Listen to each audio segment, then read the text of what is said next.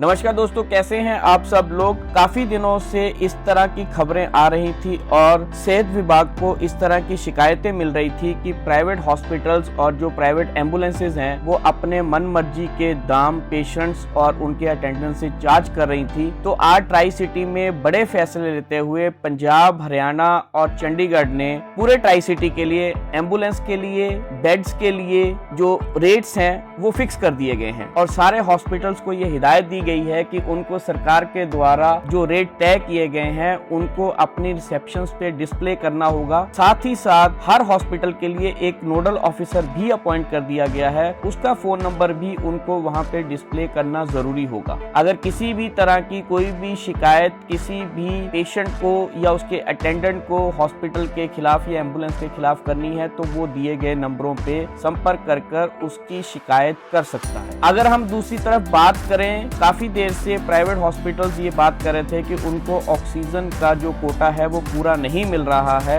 तो आज सारे ट्राई सिटी के जितने भी हॉस्पिटल्स हैं उनका ऑक्सीजन का कोटा भी बढ़ा दिया गया है उनकी रिक्वायरमेंट्स को और उनके पेशेंट्स की कैपेसिटी को मद्देनजर रखते हुए। अब दूसरी तरफ हम बात करें अगर एम्बुलेंस चार्जेस की, तो एम्बुलेंस के लिए भी चार्जेस फिक्स कर दिए गए हैं। अगर हेल्थ डिपार्टमेंट कोई भी प्राइवेट एम्बुलेंस हायर करता है तो बिना ऑक्सीजन वाली एम्बुलेंस का किराया 24 घंटे के लिए 2000 होगा, विद ऑक्सीजन वाली का 2500 रुपए और वेंटिलेटर वाली एम्बुलेंस का चार्ज 3000 रुपए फिक्स कर दिया गया। दूसरी तरफ अगर कोई पेशेंट के लिए प्राइवेट कस्टमर अपने लिए एम्बुलेंस हायर करता है तो पहले 20 किलोमीटर के लिए विदाउट ऑक्सीजन वाली एम्बुलेंस का किराया 250 रुपए, विद ऑक्सीजन वाली का 300 रुपए और वेंटिलेटर वाली का 400 रुपए फिक्स कर दिया गया है। ये किराया पहले 20 किलोमीटर के लिए फिक्स रहेगा। उसके बाद प्रति किलोमीटर विदाउट ऑक्सीजन वाली एम्बुलेंस का किराया 10 रुपए, विद ऑक्सीजन वाली का 12 रुपए और वेंटिलेटर वाली का 15 रुपए किलोमीटर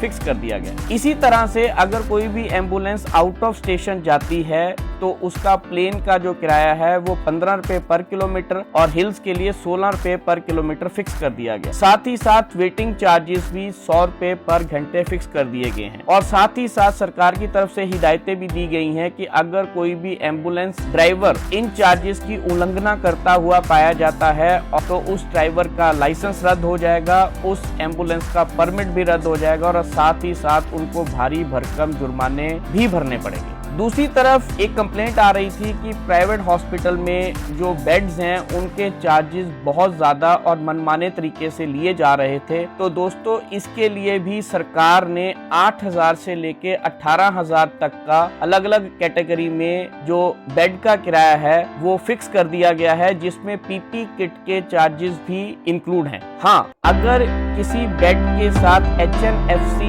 टेक्निक के थ्रू अगर ऑक्सीजन सप्लाई की जाती है तो उसमें 2000 रुपए एक्स्ट्रा लेने का प्रावधान भी किया गया है। और दूसरी तरफ एक बड़ा बयान पंजाब के हेल्थ मिनिस्टर श्री बलबीर सिद्धू जी के द्वारा आया है। उन्होंने IMA की एक वर्चुअल कॉन्फ्रेंस में ये बड़ा क्लियर शब्दों में बोला है कि अगर कोई भी पंजाब में स्थित हॉस्पिटल सरकार की गाइडलाइंस को पालन नहीं करता है, उनके द्वारा फिक्स किए गए चार्जेस की उल्लंघना करता है, तो सरकार उनके मैनेजमेंट का जो जिम्मा है वो अपने पास भी ले सकती है। तो हर हॉस्पिटल मैनेजमेंट को ये इंस्ट्रक्शंस बड़ी संजीदगी और बड़े सख्त तरीके से दी गई हैं कि किसी भी तरह से इस कोविड की महामारी में पेशेंट्स को तंग ना किया जाए, उनसे ओवरचार्जिंग ना की जाए। एक और बड़ी खबर आ रही है, सुनने में आ रहा है कि कुछ प्राइवेट हॉस्पिटल जिन लोगों के पास हेल्थ इंश्योरेंसेज हैं और उनकी हेल्थ इंश्योरेंस में कैशलेस फैसिलिटी अवेलेबल है,